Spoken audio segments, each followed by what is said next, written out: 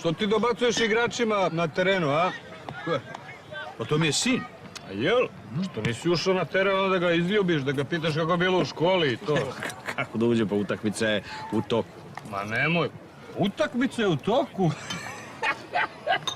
Kjeve ti, nisam znao.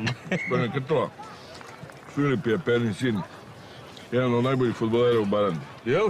Traži ga Zvezda, Partizan i onaj čuveni španski klub Roma. Pa ja sam godinama bio fudbalski menadžer, mislim.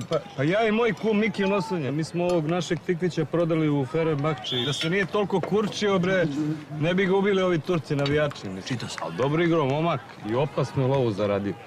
Tako da, ako hoćete, momak je moj, ako nećete, boli me kurac.